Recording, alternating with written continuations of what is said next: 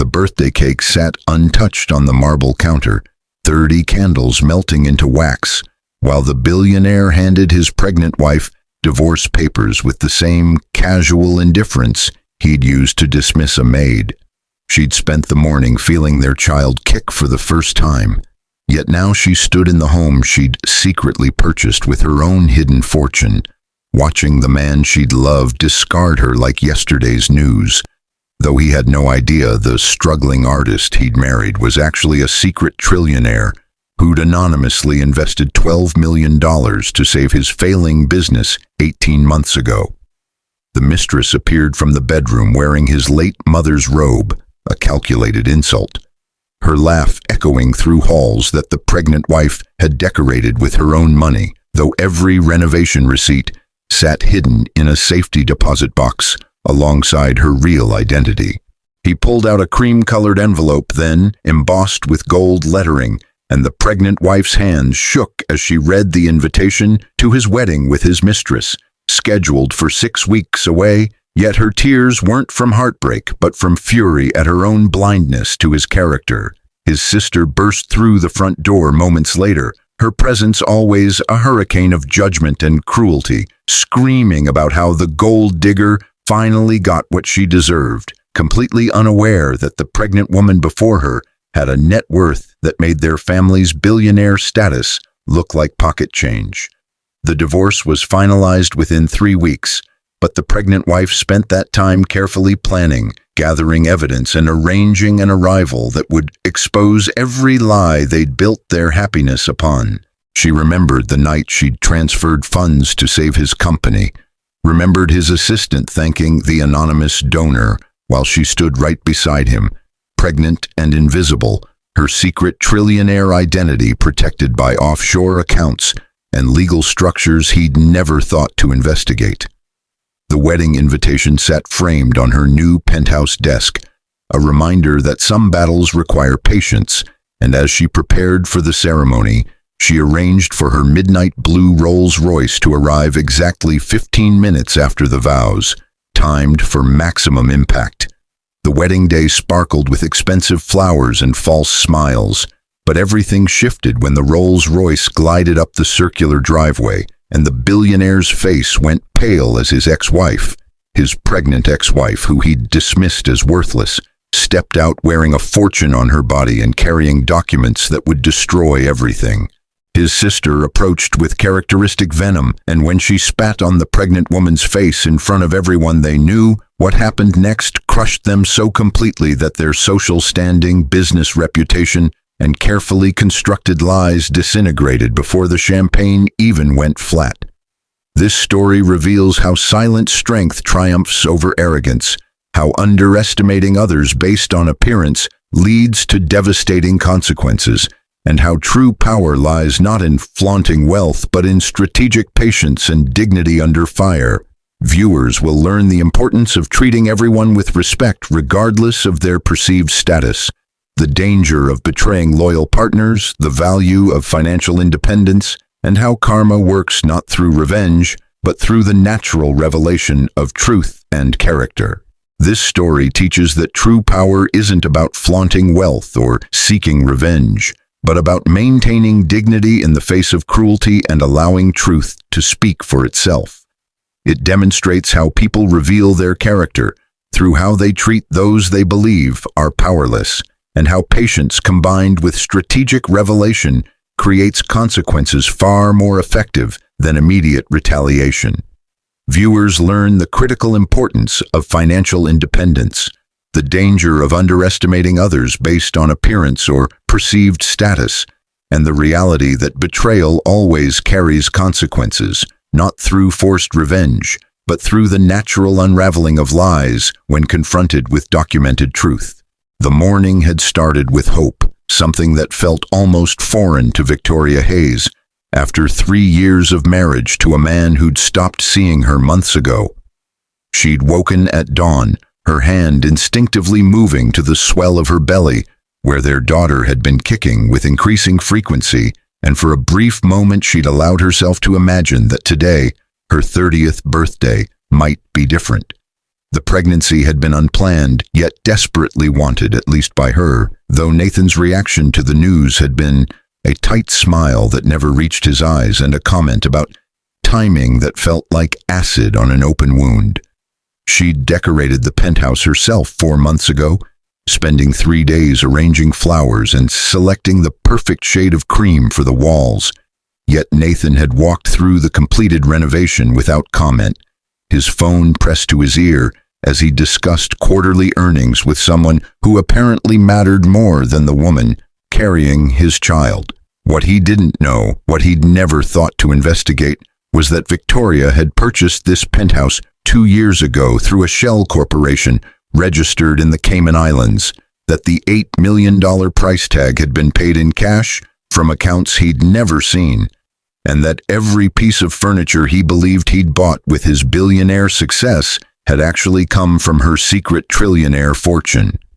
The birthday cake had arrived at 8 in the morning, delivered by the bakery she'd mentioned loving 3 months ago, in a conversation Nathan had apparently been present for, yet clearly hadn't heard. She'd placed it on the marble counter herself, lighting 30 candles with hands that trembled slightly, because hope and fear often wear the same face, and she'd waited for him to emerge from his study, where he'd spent the night supposedly working on a presentation. The candles had burned for 17 minutes before Nathan finally appeared, his tailored suit immaculate despite the early hour, his expression carrying something she couldn't quite identify, though later she'd recognize it as resolution mixed with relief. He'd placed the manila envelope beside the cake without ceremony, the legal papers inside already signed with his bold signature, and Victoria had stared at the words, "Petition for dissolution of marriage," while wax dripped onto the marble like tears she refused to shed. The divorce papers cited irreconcilable differences, a phrase so bland it felt insulting, yet what struck her most was the date he'd filed, 3 weeks ago, meaning he'd been planning this for nearly a month, while she'd been researching nursery colors and interviewing potential nannies. Nathan had spoken then, his voice carrying the same tone he used in board meetings when delivering quarterly reports to investors who'd never quite believed in his vision. He'd explained that his mistress made him happy in ways Victoria never could, that their marriage had been a mistake from the beginning, and that the pregnancy was unfortunate timing but wouldn't change his decision, though he'd ensure the child was taken care of through appropriate financial channels. Victoria had listened with her hand still resting on her belly, feeling their daughter kick as if in protest, yet she'd remained silent because shock has a way of stealing language when you need it most. What Nathan didn't know, what would have shattered his carefully constructed narrative, was that 18 months ago his company had been 3 weeks from bankruptcy, that creditors had been threatening lawsuits that would have destroyed everything he'd built, and that an anonymous investor had wired $12 million at precisely the moment his CFO was recommending Chapter 11 filing. That anonymous investor had been Victoria, watching from their bedroom as Nathan celebrated the miracle that had saved Hayes' technology, never once considering that his pregnant wife might have resources beyond the modest trust fund he believed was her only asset. The mistress had appeared then, emerging from the master bedroom with deliberate timing that suggested she'd been waiting for her cue. Her name was Cassandra Vale, a marketing executive Nathan had hired 8 months ago, and she wore his late mother's silk robe like a trophy won in battle Victoria hadn't known she was fighting. Cassandra's laugh had echoed through the penthouse, a sound designed to establish dominance, yet Victoria had recognized the insecurity beneath it, because women who are truly secure don't need to perform their victories. Nathan had wrapped his arm around Cassandra's waist with casual possession, and Victoria had watched this display with clinical detachment, her mind already moving beyond heartbreak into the cold territory of strategy and calculation. The cream-colored envelope had come next, pulled from Nathan's briefcase with flourish that bordered on theatrical, and Victoria's hands had trembled as she read the wedding invitation, embossed with gold lettering that announced Nathan Hayes and Cassandra Vale's marriage ceremony, scheduled for 6 weeks from today at the Plaza, the same venue where she and Nathan had exchanged vows 3 years ago.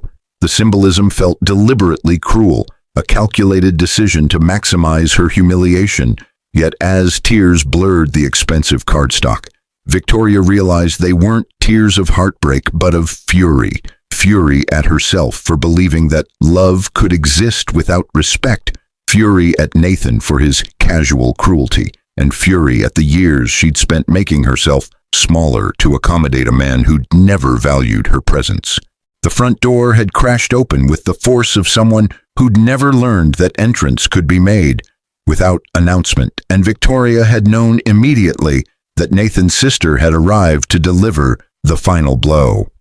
Rebecca Hayes Morrison had inherited their father's sense of superiority and their mother's talent for cruelty, blending both into a personality that left scorched earth wherever she walked.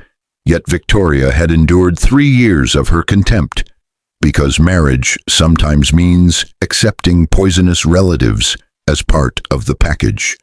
Rebecca's Louboutin heels had clicked against the Italian tile with staccato rhythm, each step a proclamation of territory she believed belonged to her family alone. And her eyes had swept over Victoria with the kind of assessment usually reserved for livestock at auction. The words that followed had been predictable, yet still capable of drawing blood. Accusations of gold digging, celebrations of Victoria's removal from their family, promises that everyone in their social circle would know she'd been discarded for someone better. Yet what Rebecca hadn't known was that the woman she was verbally eviscerating owned a portfolio that included commercial real estate in 17 countries, tech company, shares that generated 7 figures monthly in dividends, and offshore accounts that had been carefully managed by a Swiss firm since before Victoria had ever met Nathan Hayes. Victoria had stood there absorbing Rebecca's venom, her hand resting protectively on her pregnant belly, yet beneath the apparent submission, her mind was cataloging every insult for future reference.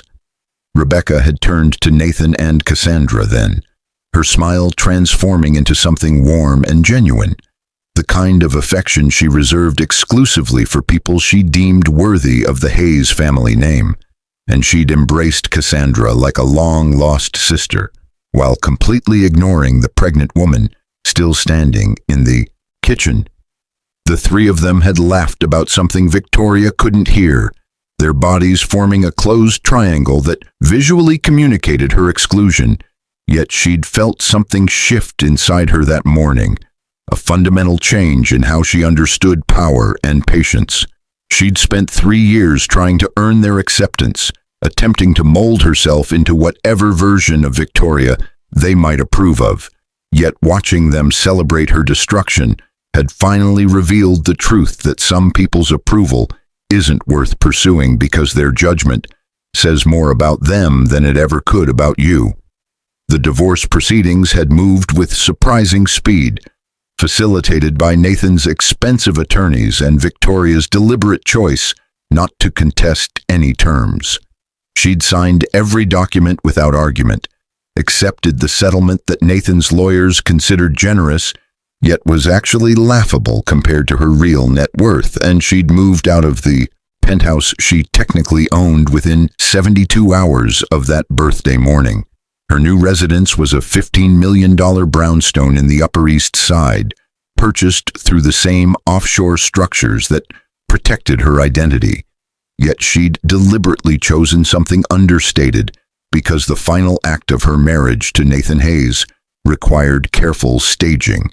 Victoria had spent those 3 weeks between divorce and Nathan's wedding in meticulous preparation, reaching out to her network of attorneys and financial advisors who'd been managing her secret trillionaire status since before she'd ever met the man who'd just discarded her.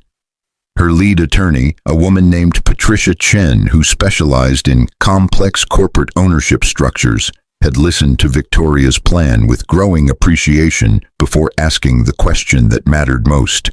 "Are you absolutely certain you want to do this?" Once you reveal your identity, there's no going back to anonymity. Victoria had placed her hand on her belly, feeling her daughter's kick, and she'd thought about the legacy she wanted to leave for this child who would arrive in 3 months.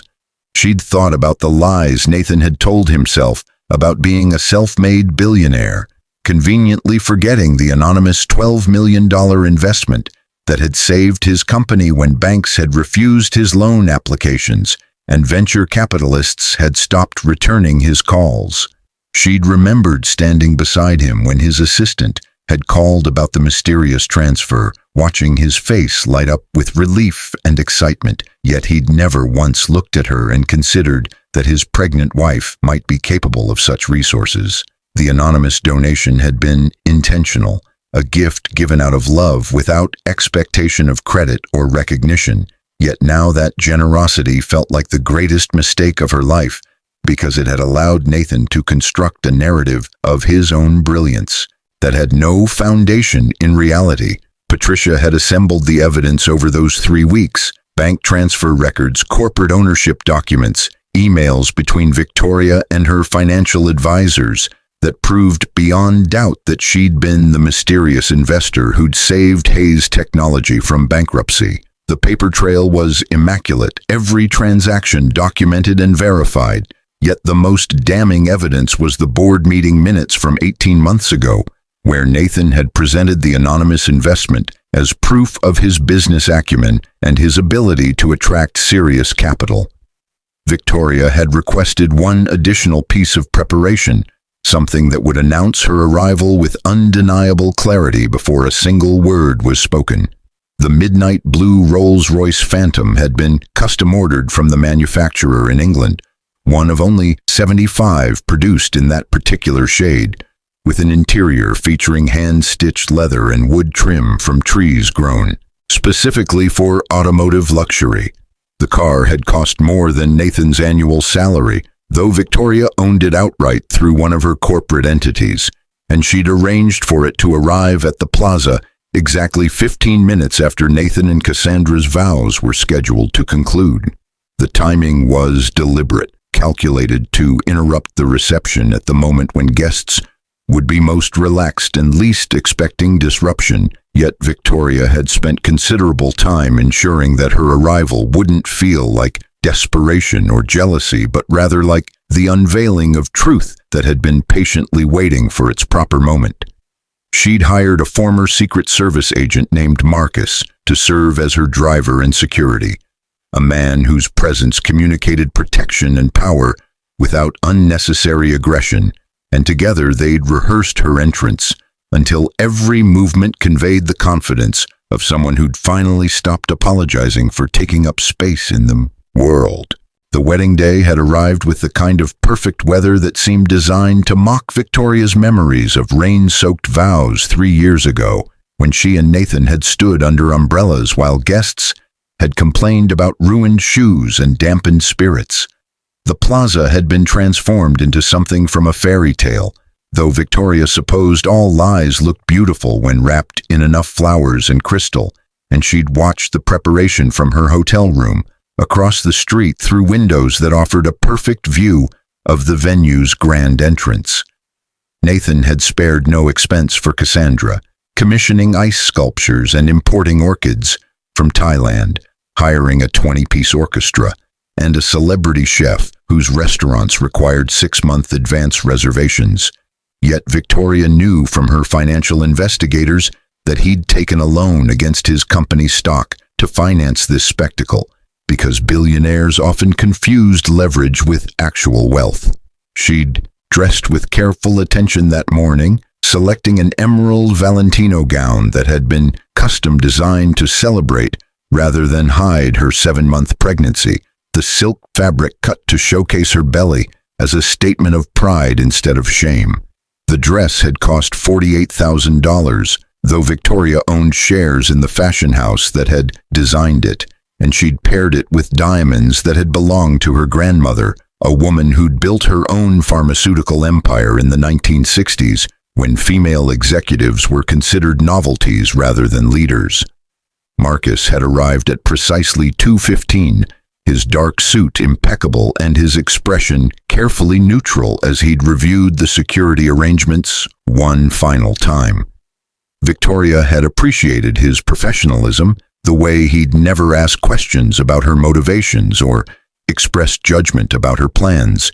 Yet she'd seen the slight smile that crossed his face when she'd explained the full scope of what she intended to reveal. The drive to the plaza had taken 11 minutes, though they'd circled the block twice to ensure their arrival coincided exactly with the planned timeline, and Victoria had used those minutes to review the documents Patricia had prepared. Ownership records showing Victoria's controlling interest in Hayes Technology, transfer receipts proving her $12 million investment, and email chains that demonstrated Nathan's knowledge had been deliberately limited to preserve his ego. The Rolls Royce had glided through Manhattan traffic like a shark through shallow water, its presence commanding attention from pedestrians and drivers alike. Yet Victoria had barely noticed the external attention, because her focus remained fixed on the moment ahead and everything it represented about justice and truth. The vows had concluded at 2:47, according to the text message Victoria received from a friend who'd been invited to the wedding, someone who'd quietly supported Victoria through the divorce while maintaining social connections that allowed her to serve as inside observer. The reception had begun with champagne toasts and carefully choreographed first dances, with guests who represented the highest levels of New York society, tech entrepreneurs and hedge fund managers, politicians and media executives, people whose combined net worth could fund small nations, yet who'd gathered to celebrate a man who'd built his success on his ex-wife's secret investment.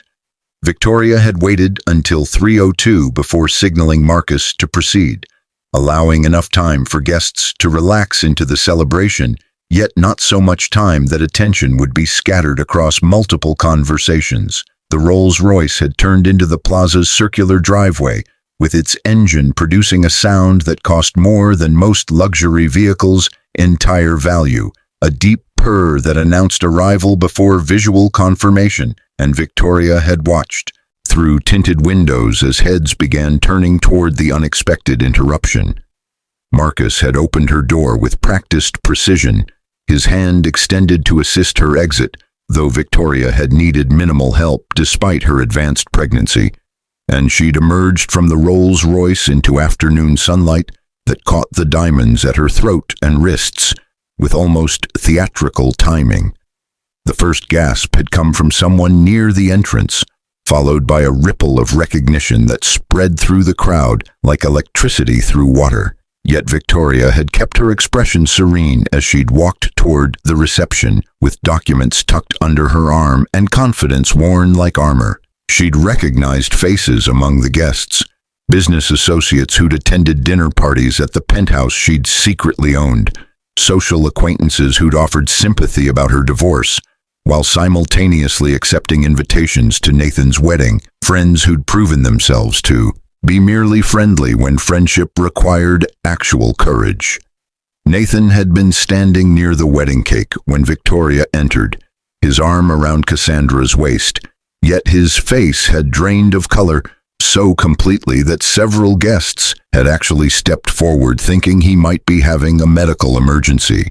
Cassandra's reaction had been different, her expression cycling through confusion and anger before settling on something that resembled fear, though whether she feared social embarrassment or the loss of the lifestyle she'd believed she was marrying remained unclear to Victoria. The orchestra had faltered mid-song, violins trailing off into silence that felt almost sacred in its completeness.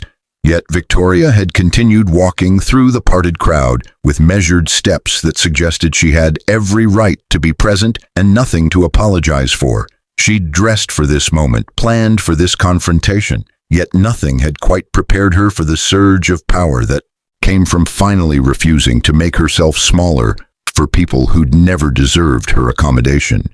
Rebecca had spotted her then, her champagne flute freezing halfway to her lips as recognition transformed into rage, and Victoria had watched Nathan's sister begin pushing through the crowd with the kind of focused aggression that suggested violence was imminent. Patricia had warned her this might happen, had suggested additional security to prevent physical confrontation, yet Victoria had refused the extra protection because some moments required witnessing without interference. Rebecca had reached her in seconds that felt simultaneously infinite and instantaneous, her face twisted with hatred that seemed excessive even given their history of mutual dislike. Yet Victoria had stood her ground as Nathan's sister closed the distance between them.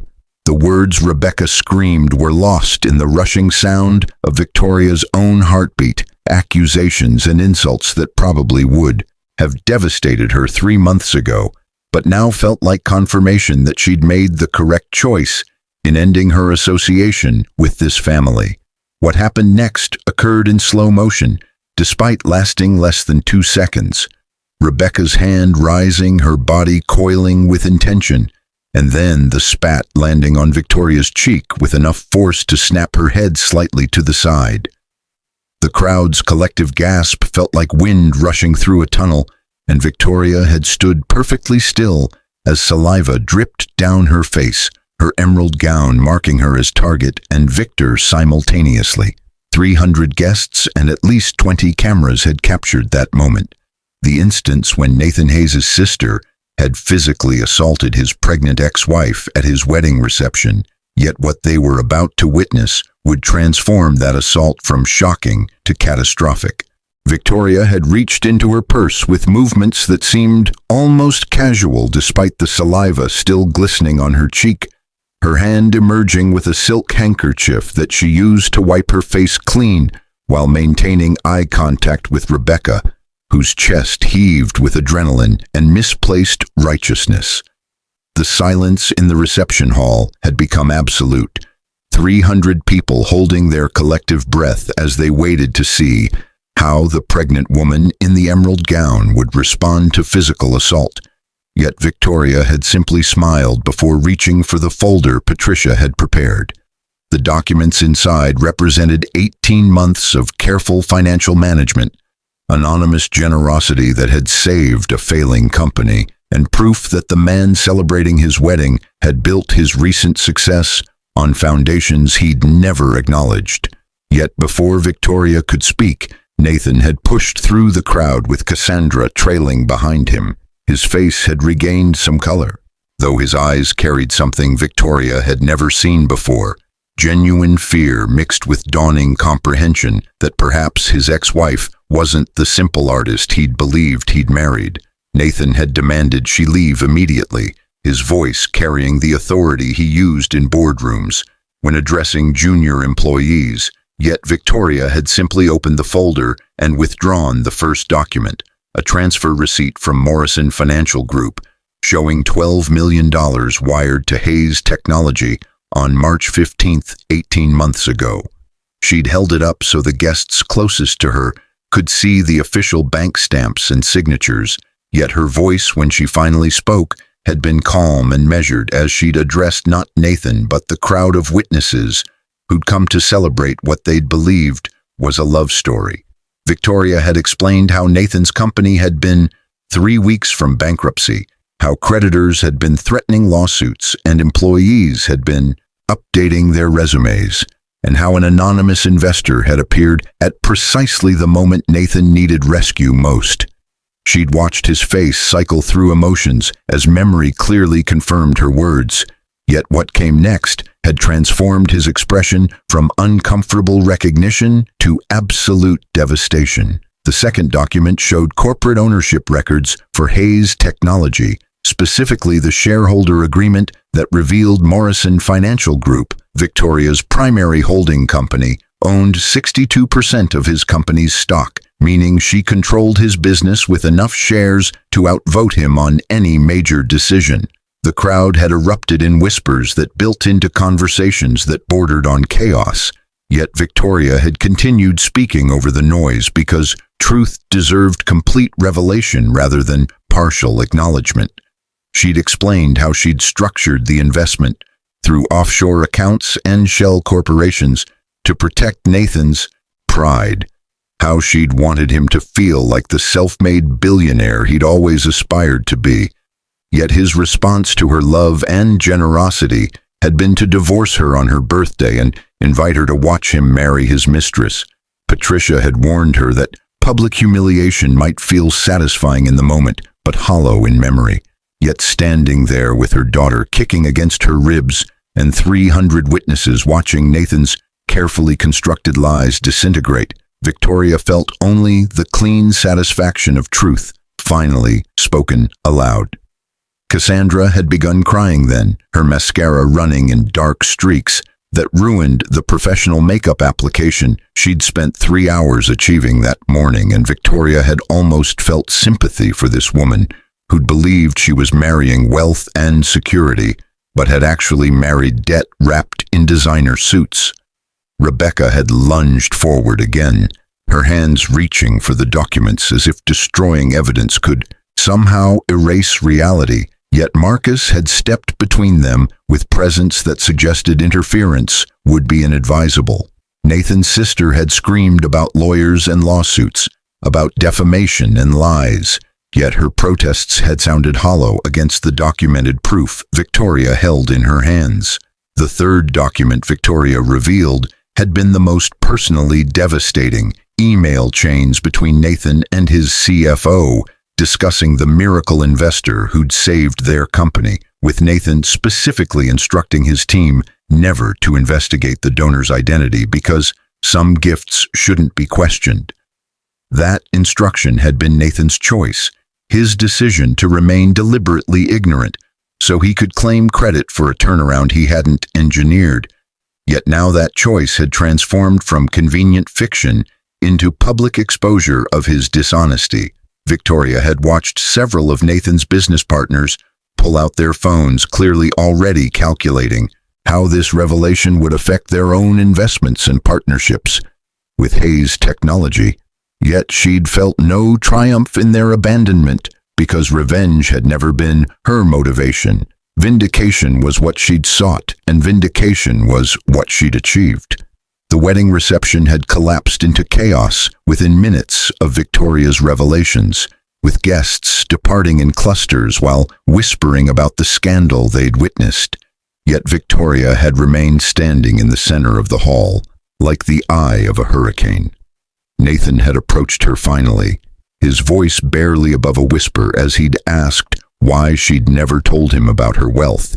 Yet Victoria had recognized the question as fundamentally flawed because it assumed her money was the relevant detail rather than his character. She'd explained that she'd wanted to be loved for herself rather than her net worth, that she'd hoped building a partnership based on emotional connection rather than financial transaction would create something authentic. Yet his response to that vulnerability had been to discard her the moment someone more convenient appeared. Cassandra had left then, her wedding dress trailing behind her as she'd rushed toward the exit, and Victoria had wondered if Nathan understood yet that his new wife had married potential rather than reality and would likely file her own divorce papers before their first anniversary. Rebecca had been escorted from the venue by Plaza security after attempting to physically attack Victoria a third time, her screams about gold-digging whores echoing through marble halls in delicious irony, given that Victoria's net worth exceeded the Hayes family fortune by a factor of 17. Nathan's business partners had requested emergency meetings before even leaving the reception, their faces carrying the kind of serious concern that suggested Nathan's position as CEO of his own company might not survive the week. Yet Victoria had felt no satisfaction in his professional destruction because she'd genuinely loved him once, and the death of love always deserves mourning regardless of how it ends. She'd left the plaza as the sun began setting, Marcus holding the Rolls Royce door as she'd settled into leather seats that cost more than most people's annual salary. Yet the real luxury had been the freedom of finally living without pretense or apology. Her daughter had kicked strongly as they'd driven through Manhattan, and Victoria had placed her hand on her belly while imagining the conversations they'd have someday about dignity and self-worth. about the difference between revenge and justice, and about how the greatest power comes not from wealth itself, but from refusing to let others define your value based on their limited perception. The story had broken on social media within an hour. Video footage of Rebecca's assault and Victoria's revelation spreading across platforms with the kind of viral momentum that destroys reputations permanently. Yet Victoria had turned off her phone and spent the evening in her brownstone nursery painting flowers on walls that would welcome her daughter in 3 months. Nathan's company stock had dropped 23% in after-hours trading. His board of directors had called emergency sessions to discuss leadership changes, and Cassandra had been photographed leaving the plaza alone while still wearing her wedding dress. Yet none of these consequences had been Victoria's doing. They were simply the natural results of lies meeting truth and cruelty meeting justice. She'd received a text from Patricia later that night, a simple message that read, "The Hayes family attorneys have requested a meeting to discuss stock buyback options." And Victoria had smiled because even in destruction, Nathan was trying to regain control of a narrative that had never been his to write.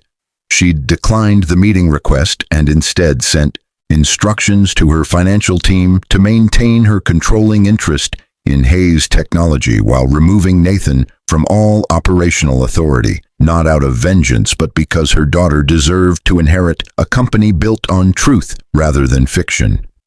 The midnight blue Rolls Royce sat in her private garage that night, its presence a reminder that some arrivals change everything while others simply reveal what was always true. And Victoria had stood in her daughter's nursery, thinking about the lessons she'd learned from loving someone who'd never deserved her generosity. She'd learned that silence can be strategic rather than weak, that patience transforms pain into power, and that the greatest gift you can give yourself is refusing to shrink for people who were always going to underestimate you, regardless of how small you made yourself. The birthday cake from 3 months ago had been thrown away that same morning. 30 candles melted into useless wax, yet somehow Victoria felt more celebration standing in her truth than she'd ever felt trying to earn approval from people who'd never intended to grant it. Her daughter kicked again, strong and insistent, and Victoria had whispered promises about the world they'd build together, a world where women didn't have to hide their power to make men comfortable, where love meant elevation rather than diminishment, and where the greatest revenge was simply living well and refusing to let anyone else's cruelty define your worth. 3 years had passed since the plaza wedding that never was, yet Victoria still remembered the weight of those documents in her hands and the expression on Nathan's face when his carefully constructed world had collapsed in front of 300 witnesses. Her daughter Isabella was 2.5 now, a whirlwind of curiosity and laughter, who'd inherited her mother's determination and, fortunately, none of her father's capacity for casual cruelty, though Nathan had never requested visitation rights after Victoria's revelations had destroyed both his marriage and his reputation. The brownstone had been transformed over those years into something that felt like home rather than refuge, with Isabella's artwork covering the refrigerator and toys scattered across floors that Victoria no longer felt compelled to keep immaculate because perfection was exhausting when measured against someone else's standards. Hayes Technology had been restructured under Victoria's ownership, renamed Morrison Tech Solutions, and was now valued at 3 times its worth from the day she'd walked into that wedding reception, though the success felt less satisfying than she'd anticipated because revenge had never been about money. It had always been about dignity. Nathan had moved to California 6 months after the wedding disaster, taking a position at a startup that had subsequently failed within 18 months. Yet Victoria had heard through mutual acquaintances that he'd finally found employment at a mid-level tech firm where his billionaire persona had been replaced by the reality of being a competent yet unremarkable executive. Cassandra had divorced him before their first anniversary, as Victoria had predicted, the annulment citing fraud and misrepresentation, though the irony of Cassandra claiming to be deceived about Nathan's financial status had not been lost on anyone who'd witnessed the Plaza catastrophe.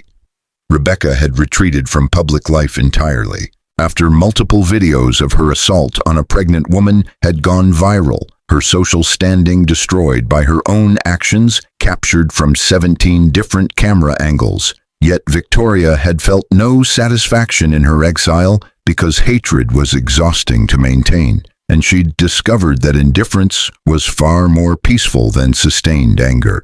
The Hayes family had attempted to purchase Victoria's controlling shares in what was now Morrison Tech Solutions multiple times over 3 years, each offer more desperate than the last. Yet she'd declined every proposal because the company represented more than financial investment. It represented the truth about who'd really built the success Nathan had claimed as his own achievement. Isabella had started asking questions recently about her father, simple inquiries that children make when they notice their family structure differs from their friends' households. Yet Victoria had answered honestly without bitterness because her daughter deserved truth delivered with love rather than anger. She'd explained that some people aren't capable of being good parents, even when given the opportunity, that choosing to love yourself and your child is sometimes more important than maintaining relationships that drain rather than nourish. Though she'd promised Isabella that when she was older, they'd discuss the full story in ways appropriate for her understanding.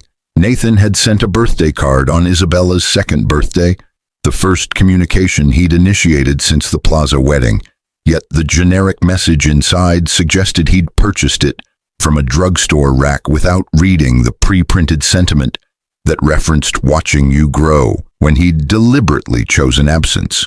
Victoria had saved the card in a box she kept in her closet, alongside the divorce papers and wedding invitation, artifacts from a life that felt increasingly distant, yet had taught her essential lessons about self-worth and the danger of loving people who viewed you as accessory rather than equal.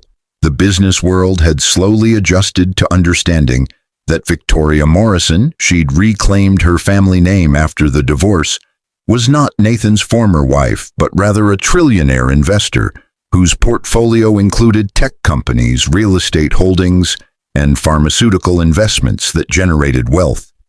Her ex-husband couldn't imagine.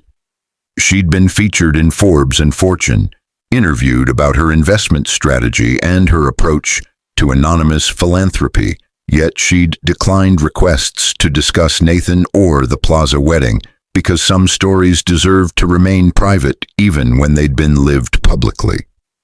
Patricia remained her primary attorney, though they'd become genuine friends over 3 years of working together, and Patricia's firm now handled all legal matters for Morrison Tech Solutions, along with Victoria's expanding portfolio of investments in women-owned businesses. Marcus still served as her driver and head of security, his professional demeanor unchanged, yet his relationship with Isabella had evolved into something resembling uncle and niece. With weekend trips to the park and patient answers to endless questions about why the Rolls Royce had so many buttons, Victoria had started a foundation 18 months ago focused on supporting women leaving difficult marriages, providing financial resources and legal assistance to those who lacked the secret trillionaire status that had protected her own exit. The foundation operated quietly without public fanfare, yet the hundreds of women it had helped represented the kind of legacy Victoria wanted to build. One based on elevation rather than destruction, on support rather than revenge.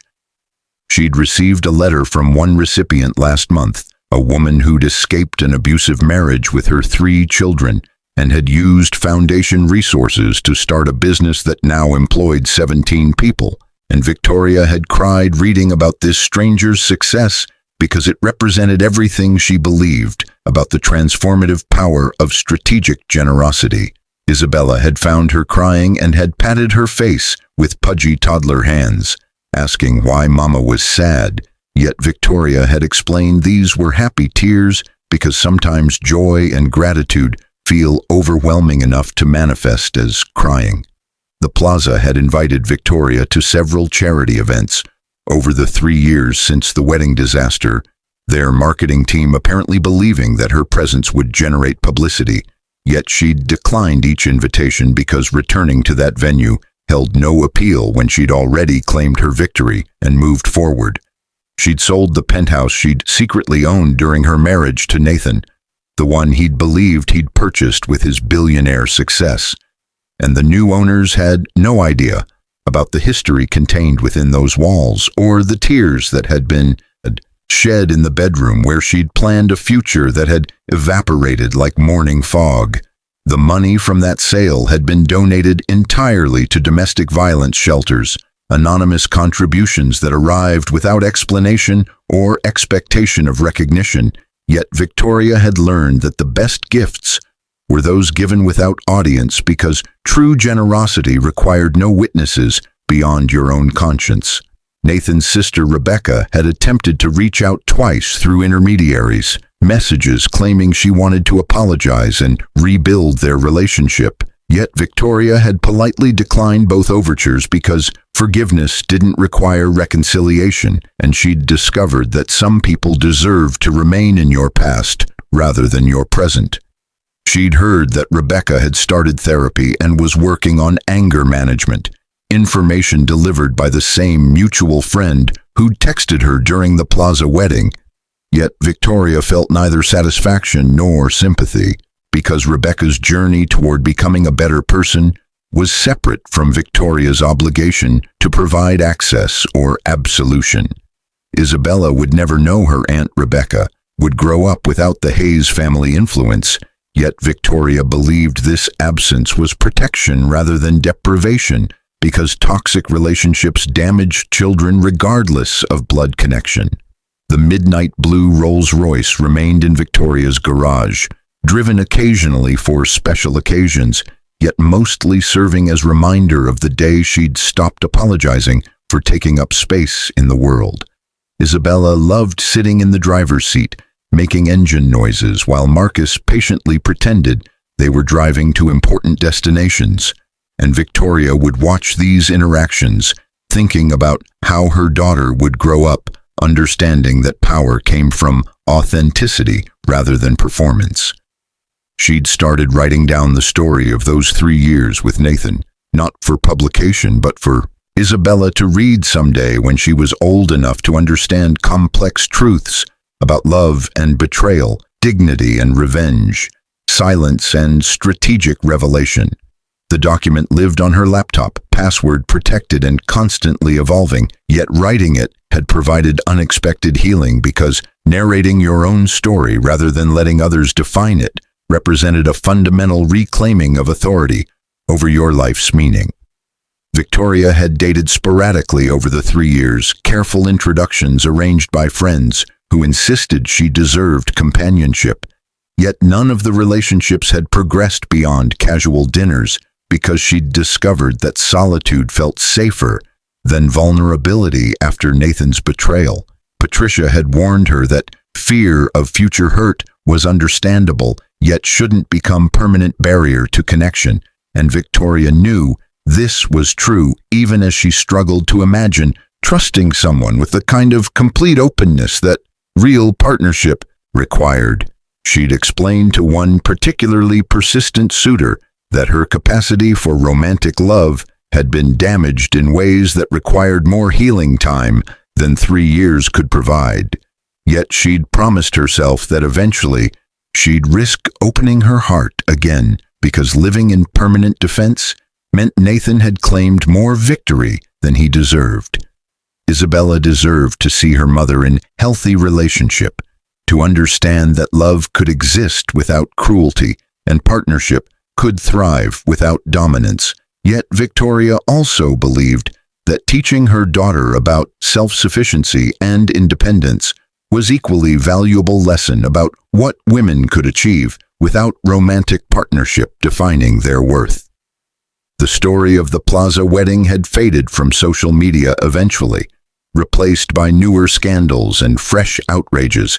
Yet occasionally Victoria would encounter people who recognized her from the viral videos, and their reactions revealed more about them than about her. Some expressed admiration for her restraint and strategic revelation, while others suggested she'd been cruel to publicly humiliate Nathan, regardless of his betrayal. Yet Victoria had learned that people's judgments about your choices often reflected their own fears about what they'd do in similar circumstances. She'd stopped explaining or defending her decisions years ago, recognizing that those who understood required no explanation, while those who didn't understand wouldn't accept any explanation she could provide. Yet she slept peacefully, knowing she'd acted with integrity, even when facing people who'd shown her none. Morrison Tech Solutions had announced revolutionary developments in artificial intelligence last month. Innovations that would transform the industry. Nathan had once believed he dominated, yet his name appeared nowhere in the press releases or patent applications because history belonged to those who actually did the work, rather than those who claimed credit for others' achievements. Victoria had hired the employees Nathan had laid off during his cost-cutting phase, the talented engineers and designers he'd dismissed while paying himself bonuses, and their gratitude had translated into loyalty that produced the kind of innovation that came from feeling valued rather than exploited. The company culture she'd built emphasized collaboration over competition, equity over hierarchy, and work-life balance over performative overwork, yet productivity had increased 47% since she'd assumed control because people produced their best work when treated with dignity and respect. Isabella had fallen asleep in Victoria's arms as evening settled over Manhattan, her small body warm and trusting in ways that reminded Victoria why she'd fought so hard for dignity and truth 3 years ago at the plaza. She'd protected her daughter from knowing the full story of her conception and her father's rejection, yet someday Isabella would read the documents Victoria had saved and understand that her mother's love had been powerful enough to stand alone when partnership had proven impossible. The birthday cake from 3 years ago had been replaced by hundreds of celebrations since. Isabella's birthdays and holidays, quiet victories and small joys, yet Victoria still remembered those 30 candles melting into wax, and the moment she'd realized that being discarded by someone who'd never valued you wasn't tragedy but rather liberation disguised as loss. The epilogue of Victoria's story wasn't about Nathan's destruction or Rebecca's exile or even the success of Morrison Tech Solutions, though all those elements had played their part in her journey. The real epilogue was about a woman who'd discovered that her worth wasn't determined by who loved her, but rather by how she loved herself. That power came from living authentically rather than performing for approval, and that the greatest victory was simply building a life so fulfilling that revenge became irrelevant because you were too busy creating joy to dwell on past pain. Isabella stirred in her sleep, murmuring something about butterflies and playgrounds, and Victoria held her daughter closer while watching the city lights sparkle through windows of a home she'd built with her own resources and filled with her own choices. The midnight blue Rolls Royce sat in the garage below. The divorce papers remained filed in storage, and the wedding invitation that had once felt like cruelty now served as reminder that sometimes the worst moments become catalysts for your best life. Yet what mattered most was the weight of her daughter in her arms, and the knowledge that she'd chosen dignity over bitterness, truth over silence, and self-love over seeking validation from people who'd never intended to provide it.